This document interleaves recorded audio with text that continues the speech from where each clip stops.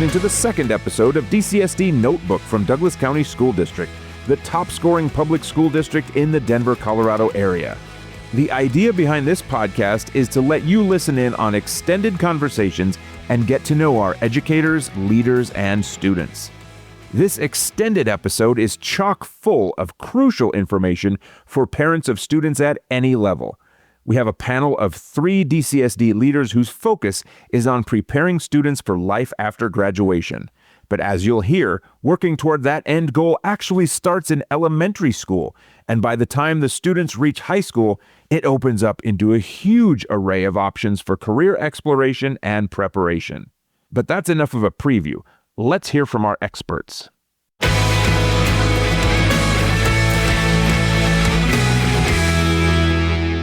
Thanks for listening to another episode of DCSD Notebook. I'm Jason Hackett, Director of Communications for Douglas County School District, and I'm joined by Assistant Superintendent Danny Winsor. We have Dr. Rex Corr, the Director of our Legacy Campus, and we have Keri Stuebinger, Assistant Director of Postsecondary Readiness, with us today. We're going to talk career and technical education, post-secondary readiness, and if you're a parent of an elementary school or a middle school student, this is still pertinent to you because programming happens at the elementary and middle school level, and Douglas County School District is doing a lot to help get your kids ready, and it's not just at the high school level. So before we get into that, I like to get to know our guests just a little bit here and ask a little question so people kind of know that these are human beings along with everything else. So, first question, what was your favorite band when you were growing up? And you're asking some hard questions. You know, we're getting right into it. Go back at first, trying to remember as a kid was a long time ago. I would probably say band-wise, when I think of band, I actually think of more like hard rock kind of stuff. And so maybe probably Def Leppard was probably kind of the group that came to mind for me that I used to listen to, maybe some samples and stuff like that as well. So enjoyed it. Was the 90s and that was kind of the music then. So maybe a little Def Leppard. I'm right there with you. Right there with you. Awesome. Van Halen was my band of choice. Absolutely. Dr. Corr.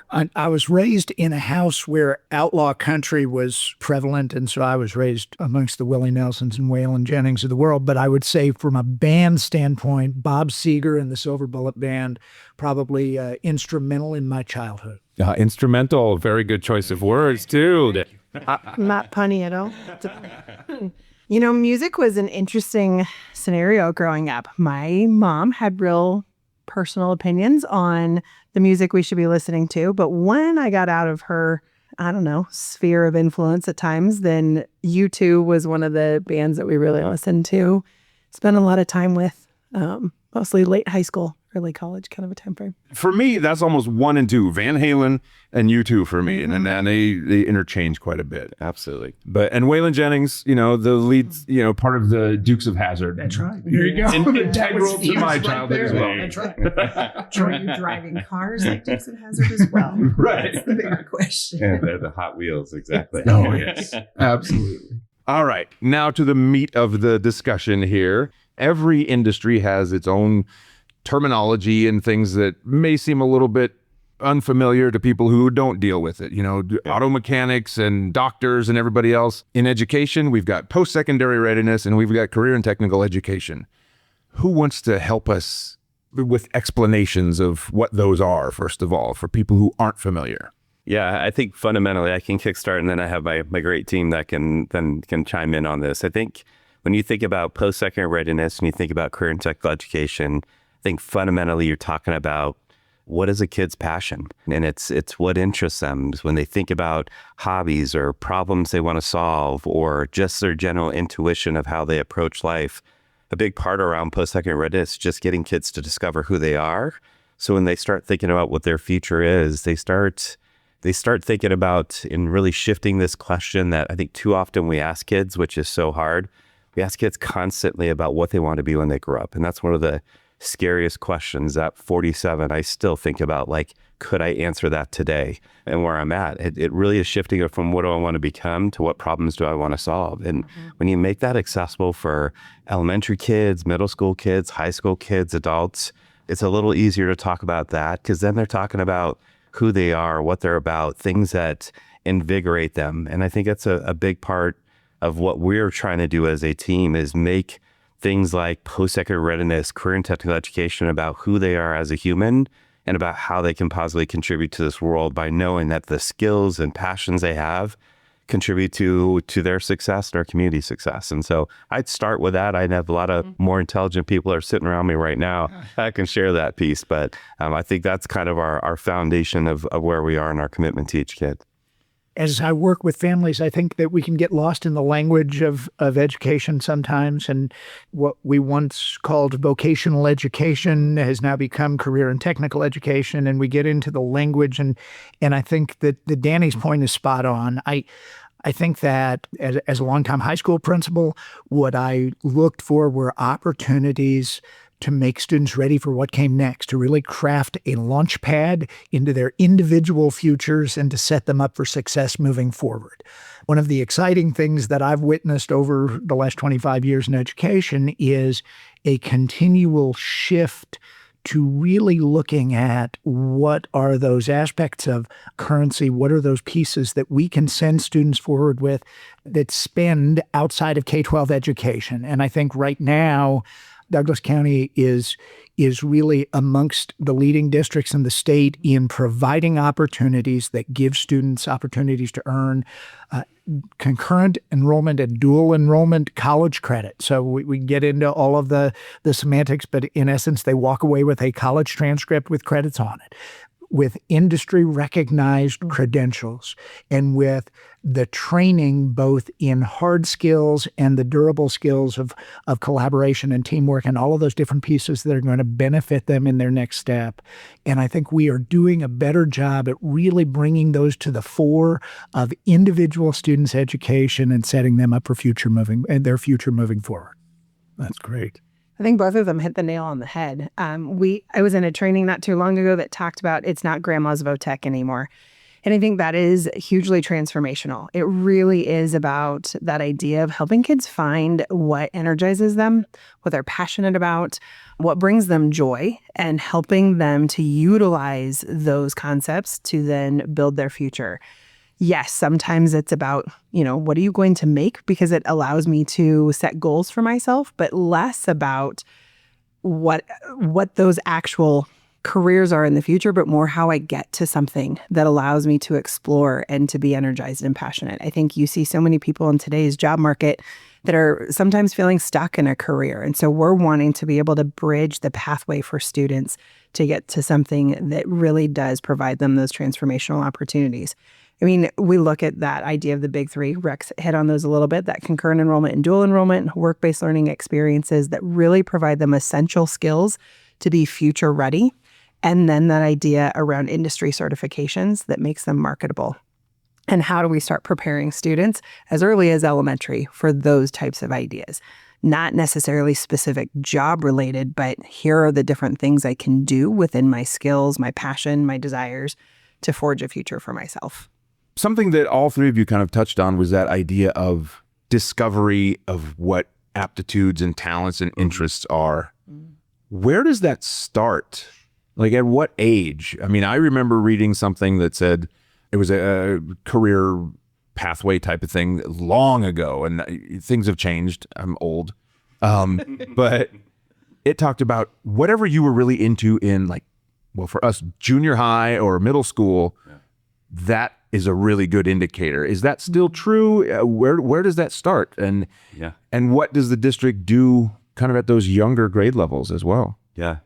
A huge part of that point, and I think you make a great point, Jason, is when you think about being a former middle school principal and having that conversation with kids, what's really interesting, majority of the time, I heard kids repeat what their parents wanted them to do. And so it's a really interesting point for us of going we have incredible families in Douglas County that want what's best for kids. And I think a big part of our journey around this pathway work is also educating our families about where the future is. And they're incredible partners because they want what's best for their student. We want what's best for their student. But really getting to that place to make things tangible, something we're working on as a district, is actually creating more of these pathway opportunities at the middle school level. Keri and team are doing an incredible job. We're also leveraging AI in this conversation and actually creating a virtual coach that actually can be available to every single one of our families in middle school, which our goal is to be rolling that out sooner than later. But really, it's about trying to make sure that our families are aware of the opportunities that are out there for a student. I mean, a statistic, when I was a former counselor, I shared with my kids on a regular basis, is 80% of the careers we go into are unknown to us before we got into them. And so when we think about that idea of like, can I pinpoint the exact career? Things are changing at such a rapid pace right now that how do we make sure, to Rex's point, do we provide them which I love, and I'm stealing his terminology around this, is currency that we have around transcripted credit, certifications. How do we build relationships with industry that kids are starting to experience that while in high school so they can have that work-based learning experience around job shadowing, apprenticeships, et cetera. And so can we start that process early? I mean, we're talking about students who are getting into an area where right now at a national level, there's $1.7 trillion in student debt when students go off to college.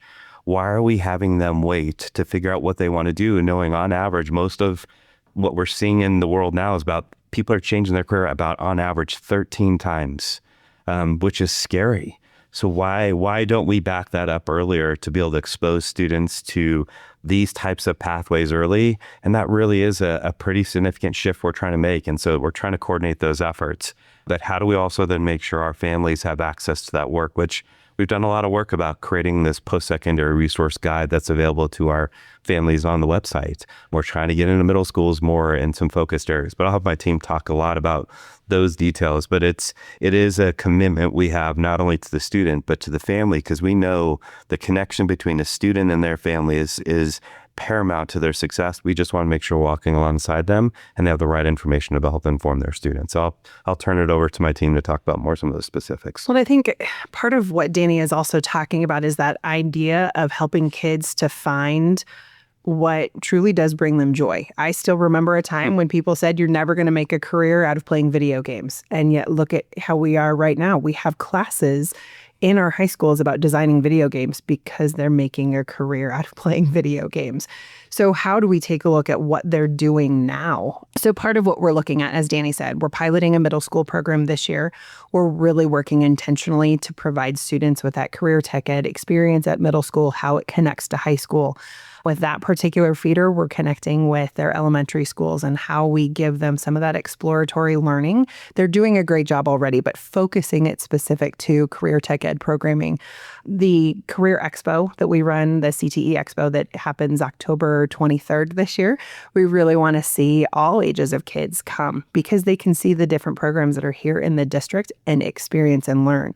I do think the state and the nation's shift around pathways to more career clusters and how some of those skills and concepts blend will open doors for us as we continue to go forward with allowing students to really be able to expand their learning. To Danny's point around students changing or people changing careers like 13 times, there's information out there nowadays that if we really are able to help you figure out what you have fun with and build that as your career, then you have more sustainability within that career and you're more passionate about the skills that we're asking you to learn along the way. So how do we find joy in that career pathway? Not just what do I think I want to be, but what am I enjoying today? So we're really trying to take those concepts in what we're doing within CTE programming, how we're connecting the middle schools, and then also in our expos and experiential opportunities for kids so that they get to play early with careers. And I think it's a conversation of exposure. I think that the more we expose students to, the better they understand about what's available to them out in the world. My mother was a teacher. My father was in business. They raised 3 sons. We all went into education. And she looked like she was having more fun than he did. We knew 2 things, and those were kind of the things in front of us. Now, I've never questioned for a minute I landed exactly where I was supposed to be, but that was when our students are coming into the aviation program at Legacy Campus, if you ask them about aviation, they can tell you about two roles specifically. They can talk to you about pilot and they can talk to you about flight attendant. They know two things. But the aviation industry is massive, and there are all of these different opportunities and all of these different career possibilities. And so I think it's this idea of exposure, of really showing students what's out there. And I'm seeing it come alive in Douglas County, even at the elementary level, but certainly the middle schools are coming on board. And we've done this in some way, shape, or form through electives and through the wheel and through all these different pieces for years. But I think it's even becoming clearer that we're exposing students to so many different options. And that way, when they come into high school, they can start to dial that down. And when some of those decisions, not that any 14-year-old on earth knows what they want to do after, for the rest of their lives, that's an unfair request. But some of those opportunities in the state of Colorado right now, like the P-TECH program that gives students the opportunity to get all the way to their associate's degree, really tuition free, or the T-REP program, which is it's a future teacher program designed for the same purpose. At first 2 years of college paid for. Some of those, you need to have enough information to make those decisions earlier in high school so that you are bending your journey in that direction. And so we continue to find ways, and Keri and team are doing an outstanding job to expose students earlier and earlier, just so that they have the information and they become informed consumers. Danny talks a lot about opportunity knowledge, and I think that is a key point when we're talking about both career and technical education and concurrent enrollment. We really want all of our students across this district to understand what's available to them, what opportunities they have, both at their home high school campus and really throughout the district, and where we can go from there. And so the more we can invest time and energy into that opportunity knowledge, I think it benefits kids and families. So to that point, and I know we can't cover everything because we'd have a day-long episode, but let's talk about the opportunities that are available here in Douglas County School District, here in this building where we're recording, and all across the district. There's so much opportunity here. I think the one thing we want to start with is none of this would be possible without the incredible schools that we have. I think incredible principals, incredible teachers and staff that make that commitment to make sure that whatever opportunity we provide our student, that we can sustain it. And that requires them getting certifications themselves, continuing their education. I'm in awe every day with the teachers and leaders we have in our buildings. It is something I get to see on a daily basis with overseeing 92 schools in our district. You get to see a lot of things, and I see a unified commitment to having future-ready graduates. I mean, what we've seen conceptually as a district, the growth that we've seen in the last 3 to 4 years has been far greater than any other district that I'm aware of around saving families tuition. We save our families close to $20 million in tuition between transcripted, concurrent and dual enrollment credit, as well as advanced placement. I mean, we've seen hand-in-hand concurrent enrollment, dual enrollment go up, as well as our AP scores grow up. We had over 10,000 students take AP exams with pass rates that are like 7,600 actually at 3s or above, which is unreal. And so if you look at over that period of time, we went from back in 2010 having 5,000 students take AP to, and passing at 3,400 kids to 10,000 to 7,500. I mean, it has just gone through the roof, as well as what we've seen in CT program growth, et cetera. We are looking at doing things that were hard, like unifying bell schedules at the high school to say, let's make sure that no matter what, a student isn't limited by their zip code. And as a really big part we're trying to do is that every student has access. We went from having about 100 students taking CTE and CE classes across the district to over 2,200 this past year. So that number has gone through the roof. And so we have multiple opportunities, like 76 pathways, I think 75, 76 pathways that we have in career and technical education, over 200 courses in CE that we're seeing in our district. And it's all available to every single student in our district, and our data of students who are accessing that data is representative of our entire district. And so we're not just seeing groups of students.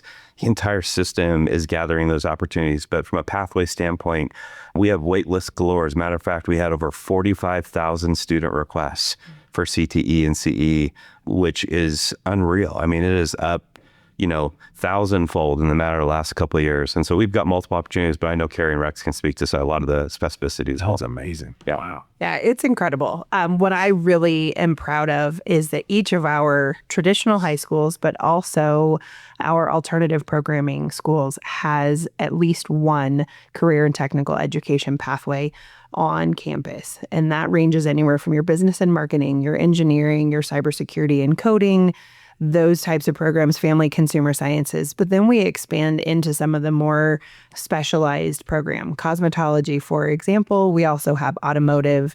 Then we start looking at welding and construction. I mean, truly, there is a pathway for every kid out there. And then you have our dreamers. And I love listening to our dreamers because we're also talking about generative AI is a thing. So why aren't we teaching that? So we're starting to see even some of our tech pathways, our coding, shift into more modern AI type learning in order to meet the needs of current demand. And then we are looking at all of the what can we do next? Where might we start to dabble in natural resources? Because that is a pathway that we really would love to be able to look at. And this district is full of passionate leaders and teachers who are saying, what if? What if we were to do property maintenance and home repair as another pathway that we could add so that truly every student finds themselves in a space that they can connect back to CTE? I mean, we can continue with statistics. We have about 200 teachers total between CTE and concurrent enrollment teachers. We submitted almost 1,000 industry certifications this year, which is up from where it had been prior. So that means we're hitting those big three. When we talk about work-based learning experiences, roughly about 28% of our students are experiencing authentic work-based learning, and that is on the rise, which is fantastic. So I could sit here and talk about this for the next hour all by myself because it is the passion point, and we already have folks saying, what are we going to ask for on the next bond and mill? Because we have things we want to do next to be able to provide more. And I'll tack on a little bit about Legacy Campus because that's my job. But I will say that we opened 2 years ago here, and we are a central offering of career and technical education programming to high school juniors and seniors. We served over 600 students from 15 different high schools across Douglas County last year. But Legacy doesn't exist without a strong history of career and technical education in Douglas County School District. We were designed to complement and expand upon outstanding programming that has existed in our high schools for years. So while Legacy is new, career and technical education in Douglas County is not new, and it has been fantastic for a long time. And we have celebrated, whether it be the fire science program at Rock Canyon or cosmetology at Highlands Ranch or the automotive programs at Ponderosa and Douglas County High School or any of these phenomenal programs, the engineering programs that have been nationally recognized. We've had this outstanding foundation for career and technical education. Legacy it has been an opportunity to expand those opportunities or those options for students. And so here, high school juniors and seniors come to us for about a 3-hour block of time twice a week, and they do some online work with us. They stay enrolled in their home high schools. We have 9 current pathway programs, everywhere from culinary and nursing, CNA and emergency medical tech to architecture and robotics and aviation pilot. And we are currently, thank you to the voters of Douglas County for the passing of the bond. We are currently building out about 35,000 square feet of new space here at Legacy that will house programs like aerospace manufacturing and EV and hybrid automotive and pre-apprenticeship electrical program and a construction trades program. And so we continue to push in the direction of providing as many options and opportunities for the students of Douglas County as we can. And we have had the level of just a tremendous level of support from our superintendent, from our assistant superintendent, from the Board of Education to make that a priority and to make this place happen. And that's a key, I think, and we've talked about it already a little bit, but the idea that students, when they get done with school, I mean, there's the word post-secondary, right? Right. There's so much opportunity that before they get to that point, they can be ready to jump right into the workforce with a certification. I feel like that can't be overstated. They can do that and be ready to jump into an apprenticeship or just a full-time job doing any number of things that they're interested in. Or they can jump into college and have most of their freshman year already done and paid for. Their parents and they don't have to worry about debt or anything like that for that chunk of tuition money that was saved.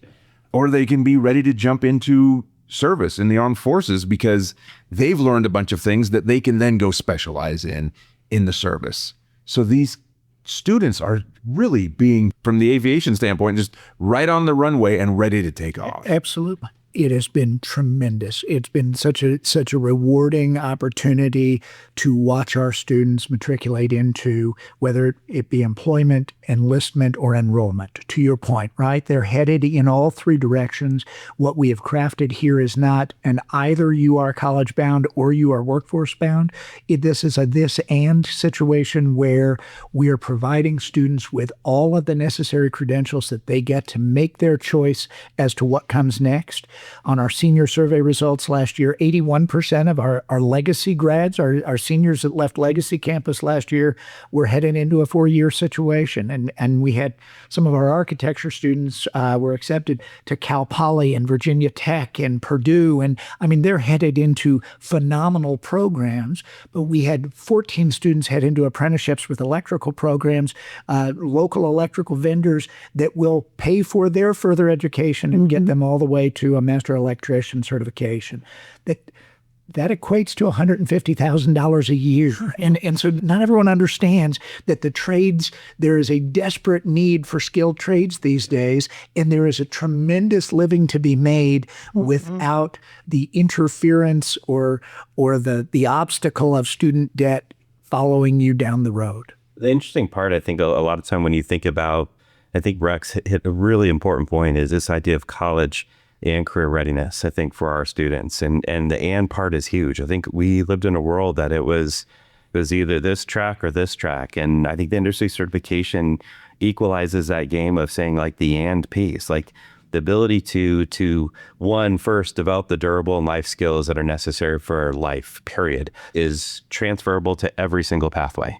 And so as a part of our strategic plan moving forward as a district, which we'll talk more about, it really is talking about future ready graduates as well as the life skills that are going to be necessary for them to interact with things like personal financial literacy and some of these skills of knowing how to live life. I mean, that is a fundamental skill that too often we learn way too late in the game. And we want to make sure we provide that for every single student as we go through that. Big part of this work is our voters' commitment to this work has allowed us to do things that I think were dreams back in 2020, as we were going through this, going, gosh, wouldn't this be great? And to have a superintendent that's fully committed to this, to have a board of education that is unanimous in their passion for pathways for all students, it's written in the ends. And so when we look at those skills that are necessary, the essential skills and dispositions for them to access the world beyond them, it doesn't randomly happen. And so we want to make sure we're providing those off-ramps for college, career, military, workforce as we work through this. And so we're trying to be very intentional as we do that. Part of a project we're working on now is just even getting a JROTC program up and running, I think, in our school district to make sure that's a seamless transition.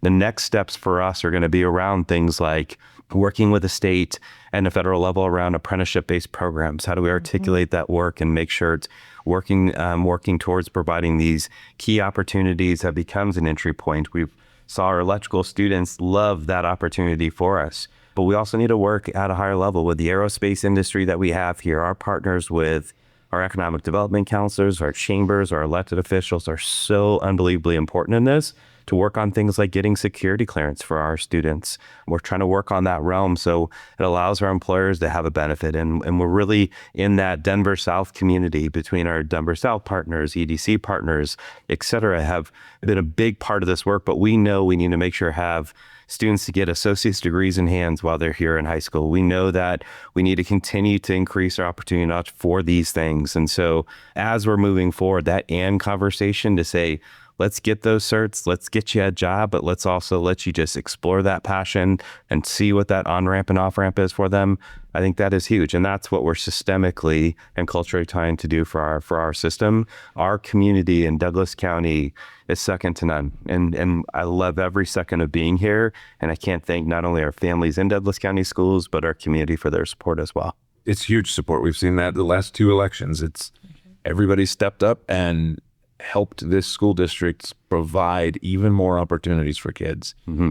Can we talk a little bit about both the opportunity for students to literally get their hands dirty doing things and the hands-on aspect that really can't be replaced by, just watching a video or reading a book? So, I mean, nothing wrong with those in their context, but for a lot of the career type options, actually getting to work on it and work side by side, either with somebody that's in that industry or some amazing instructors that we've hired, especially here at Legacy Campus. We've hired some of the best to come in here, and they've made a career transition, right? Doing what they were doing, and now they're passing on their knowledge to students. I think one of our greatest strengths is hiring incredible people. We have amazing teachers who have a huge passion for sharing industry with kids. We also are seeing an influx of people coming from industry and wanting to be a part of the educational space to be able to share their experiences. And I think it is incredible to watch it happen live.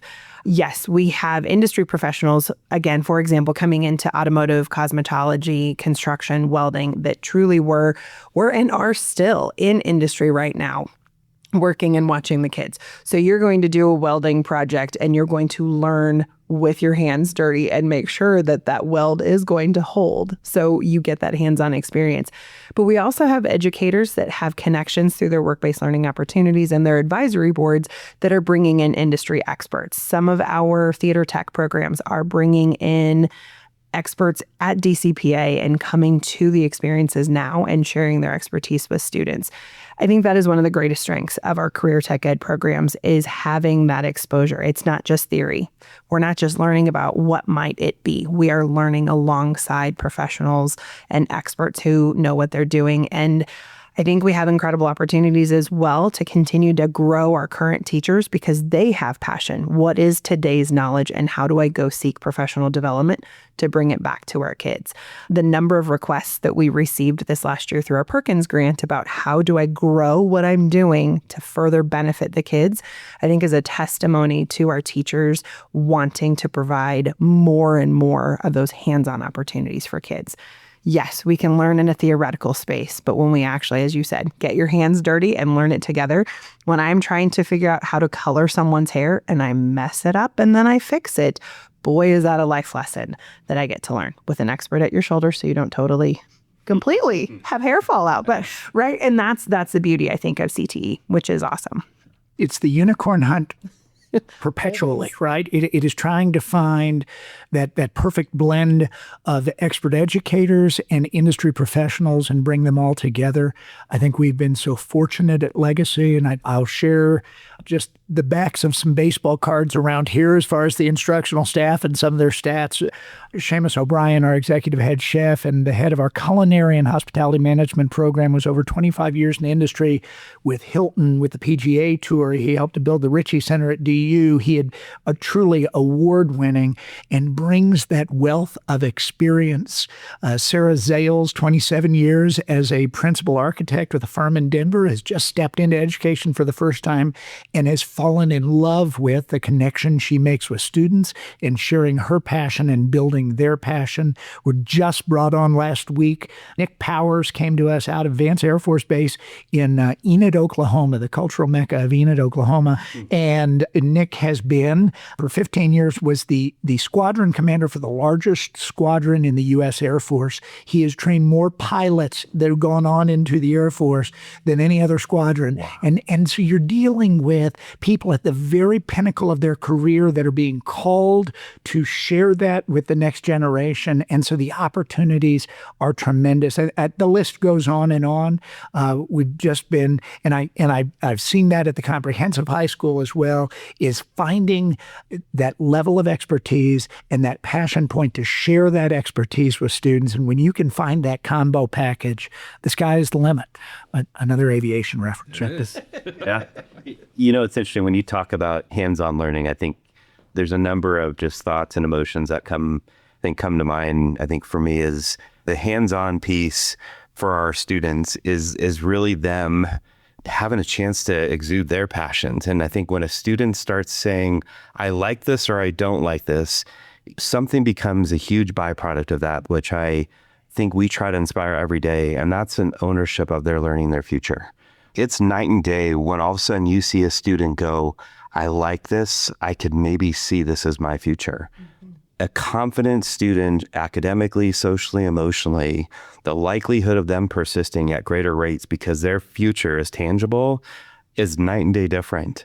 I don't know how we wouldn't want that for every single student that walks into this district, and the 60,000 plus students that we have in this district. That's the firm commitment we have, is we will see them.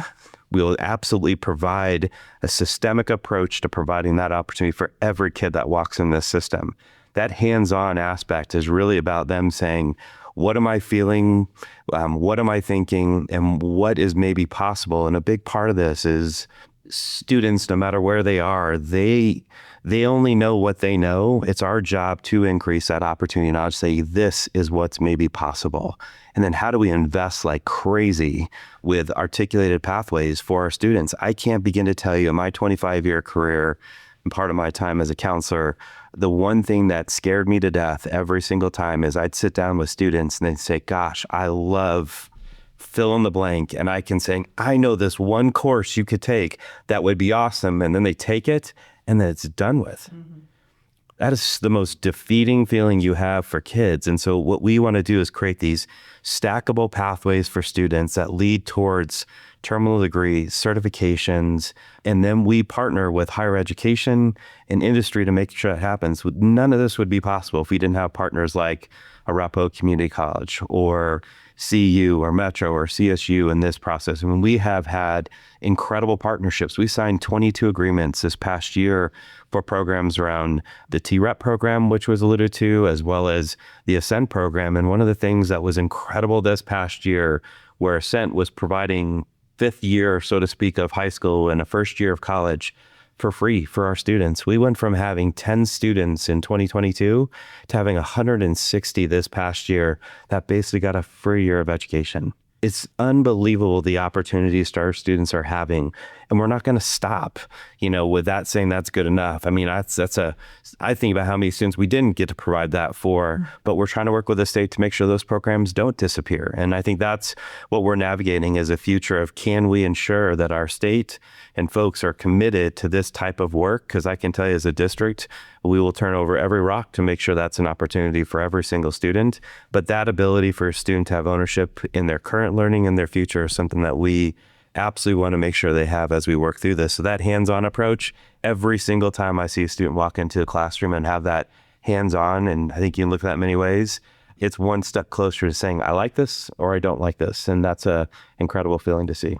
What you just heard, and I think this sets us apart from other districts in the state, is a vision at the height of district leadership that enables us to do this work. And so I will sit here at the table with my boss and give him a great deal of credit for that vision. James Clear is the author of a book called Atomic Habits. And the quote from the book is, goals are for people who want to win once. Systems are for those who want to win repeatedly. And what Aaron Kane as our superintendent, what this Board of Education has allowed us to do is build systems that will ensure success, not now, but for many years into the future here in Douglas County School District. And that systemic approach to this work is how we will win repeatedly. Absolutely. And to the earlier point about exploring some of these different options, it's sometimes just as valuable to think that you had an idea. I might like this. You try it out and find out, oh, wait, I don't want to get into nursing because I don't like the sight of blood or something like that, right? True. Absolutely. That's a huge thing too, as opposed to... Could be an obstacle, yes. Yes, yeah. But some people get into like a pre-med program in college and get how far into it before they realize, oh, I need to start over or change whatever, and they're already that much more in debt, or the time that's invested.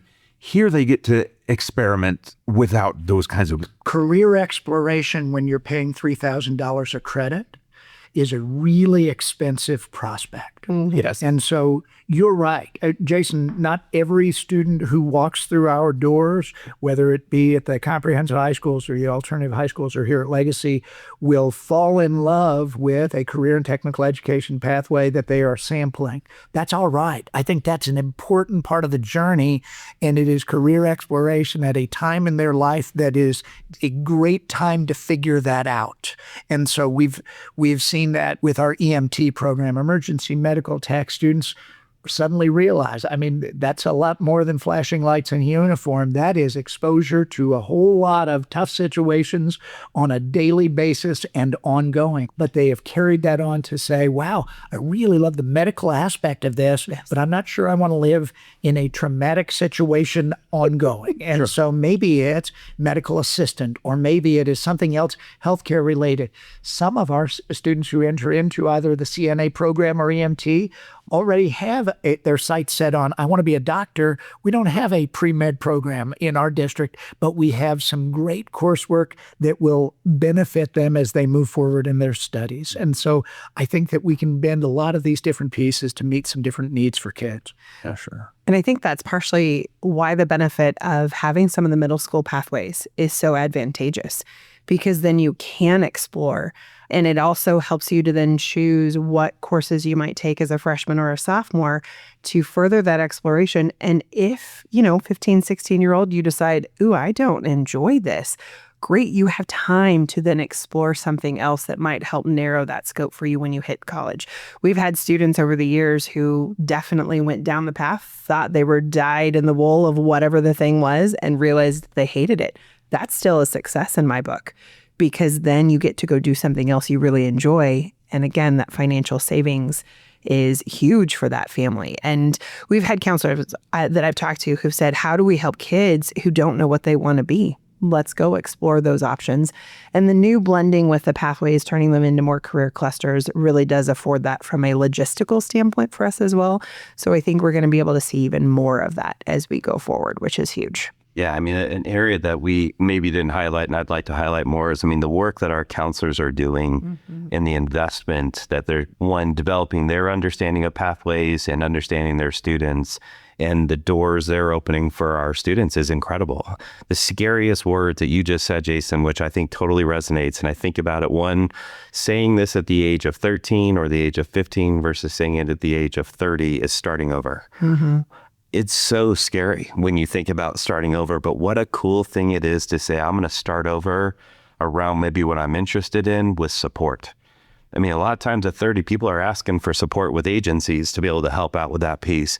But imagine having a student to have a mindset and approach of saying, yep, I can try something else. And I've got support to do it from teachers, counselors, families, administrators, et cetera. And I think that idea of starting over is that concept which we talked about, and it's a little bit of a trendy thing, I think, of the years past, is just that idea of failing forward. That idea of failure, I think, sometimes feels finite.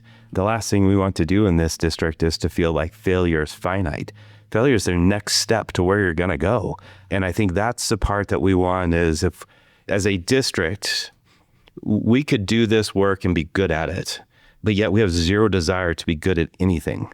It's that mentality of greatness. And if you want to be great at something, failure is going to be a part of that. Let's just make sure we have the right supports and systems in place to allow students to establish goals that are flexible to allow them to achieve what they want. And I think that's a big part of this work is when we have students, so to speak, starting over, and to Keri's point of going, gosh, I really didn't like that. What a great feeling that is, because maybe of the 13 careers that potentially on average they would change, they've solved that a whole lot earlier in the process, didn't waste money doing it, and then started learning about who they were. And then more than anything, they can communicate that with their families in those conversations. And so that's what feels, I think, so good about, there's numbers, but when I see numbers, I see faces. And I think that's the part that we want to make sure of. That all these things are great, but ultimately just can't see a kid get lost. And I think that's a big part of how do we make sure that we have the right supports. So if they are discovering, we have great supports. I mean, I'm so proud of the counselors and administrators and teachers in this district of the work they're doing. I mean, I look at Rex and Keri and the work that they do. You walk in this building, there's automatic energy, I will tell you, through and through. And you walk in any building that we have in our district, there's energy through and through. And it's about just making sure there's a dedicated systemic approach to do this for every kid. With the middle school conversations that starting in the summer of 26, we will be hosting summer camps here at Legacy Campus for our middle school students, early high school, to expose them and to have some of that opportunity knowledge earlier in the system. And where our experts here, our instructors at Legacy will be able to demonstrate to those students what we do and how we do it, and really see if there is an aptitude, a passion for some of these different pieces, these programs here at Legacy. And so we're working with some of our great middle school principals to design that in a way that best fits and the needs of our middle school students. But I think what we're seeing is a real team approach across a large school district to roll out these great opportunities. That's great. That is so much fun to hear about all of this. I want to respect all of your time because you've got a lot of other things going on and we've been at this for a while. I want to ask one last question. Each of you has extensive administration experience and you've been doing this work as well. Do you have a story, maybe one that just sticks out to you, about a specific student who really took advantage of what was available to them and did something amazing? I probably have too many examples. I was blessed to be able to open our first cosmetology program and to be able to watch our first round of students complete that certification at the end of 2 years and go on and work in industry was huge. And the number of them that are still working in that industry is phenomenal. My daughter happens to get her hair done by one of our early grads who is now living in Arizona. But taking it away from a program even that I just am super passionate about and going one step further, I would say we have a couple of students who recently in the last few months have completed their experiences. They started at a CTE program.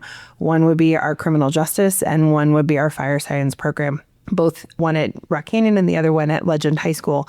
They completed those high school programs, went on and did a certification at a post-secondary institution, whether that be ACC or someplace else. And now they are actually employed. So we have a female firefighter who has been hired at Fringtown Fire, went through our system, and that is just, I think, a huge success story. And then we have a young man who is now being hired on with Douglas County Sheriff's Office as a new deputy who will be starting here momentarily within his career. So I can look through all of these different lenses. Like I said, the number of stories I have are very, very lengthy, but those are the ones that I would key in on right now.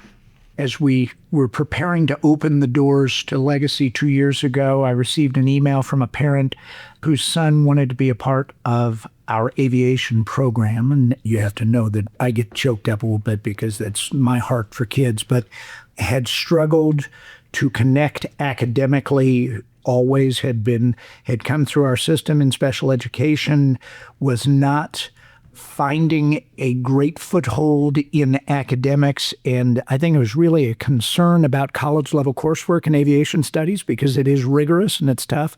But mom knew and I knew that when given the opportunity to engage in something that he was passionate about, that the journey would be different. And we see that across the board with students who may not have always just thrived in the comprehensive high school environment. When they come here and they are able to focus on something that they are truly passionate about, they find unique success. And that student was with us for 2 years and did exceptionally well academically. But I received a note that July 1st this summer, he received his commercial pilot's license and has now hit a whole new level of success, and he is launching into a career right out of the doors of Legacy Campus, and so many doors are open to him.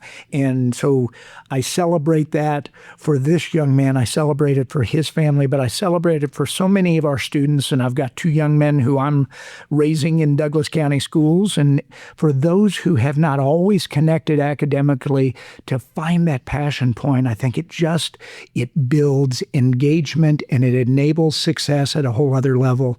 And so I think that's a great story to share. Just life-changing, absolutely life-changing. Yeah. When I think about post-secondary readiness, we've talked a lot about like CTE and concurrent enrollment, dual enrollment. And I think there's so many other pathways, I think, in our district than just what we've talked about in this sense, whether it be from AVID programming that we see in some of our schools. I would say years ago, I had a chance to help open up a high school with AVID programming. And one of the things that we have in our district is we have an investment for every single student. And one of the areas that we started is in an educational system, at least in my understanding is sometimes our academic middle just get lost. They just kind of coast through, don't cause any issues, kind of go through the motions. And one of the things that we believe in, and again, I think that bell curve of the 68% in the middle deserve just as much equal attention to invest as well as the investment we have of every single student. But, from programming like AVID, I can tell you, I remember my first year when I got this program up and running, and there was 27 students who went through this interview process, which is about developing executive functioning skills. It's about making sure college becomes a real thing. There's data if a student's involved in an AVID program, their persistency data, which means you're likely to graduate within 4 years of college, is at a certain rate. We actually don't even measure that at a national level anymore. It's only measured at a 6-year rate, which is kind of scary. But in AVID, it's 91% of students graduate within 4 years of college have been in more than 3 years. And I remember, I can tell you the 27 students, I remember taking our first ever picture on the top of the stairs at a high school as a part of opening. And I look at that photo pretty regularly to think about each of those experiences of students where they were just going to school to go to school to get through it. And there became the shift of their freshman year when we took this picture to when we took this picture their senior year. And every single one of those pictures actually had students wearing the t-shirt of where they were going to go to college. And when I looked at the picture, not only literally they were taller, but figuratively they were just taller because they believed in themselves. Programming we offer in our district can look like so many different things, whether it's a student that's involved in a passion around the arts, whether it's students that needs a program from AVID-based programming that we offer in our system to our alternative schools to bring it to life. The thing about pathway programming is about systemically having things that allow students to feel connected to a greater group and seeing what's possible. And so when I see that in our system, from CTE and CE to AVID programming to performing arts to fill in all these different areas, the thing that I so appreciate in our system is I've seen 30, 40,000 plus students in my career working with them individually. And now my responsibility of 60,000 students a year. I see that type of work, and I probably won't forget the shaking of a hand that I had at graduation. I got to be a faculty reader my first year, my first graduating class I was at here. And I had a student who shook my hand, and as they were coming up to shake my hand, they were in absolute tears because they just lost their parent about a week before that. And as they were walking up, they could barely make eye contact with you. And when they came up, their message was, I couldn't have done this without you guys. And for them to have that ability to say that after losing a parent, that's what inspires you. And so when they left, and as soon as their eyes looked up, I literally was about a mess, as you can imagine, and sharing tears of joy with them. Those are the things that we wake up for every day. I think that's the commitment that our teachers do every day. So moments like that I will never forget, but it's really neat when you can attach names and faces to the work that we're doing. For sure. Goosebumps. Wow. Yeah. Wow. So I hope it comes across to the listeners. A lot of what we talked about today was about the heads of all of the people here in this room, me accepted, that are so connected to what we do and so broad-based experienced and have this vision for everything. But these last few minutes, it's the heart too. The heart that's at the middle of this. Not just you, but everybody across the district that does this work, that is working so hard to understand what they need to do to teach and get this across to students, but also engage them and help them care about their futures and step into it boldly and stand up straighter when they're done.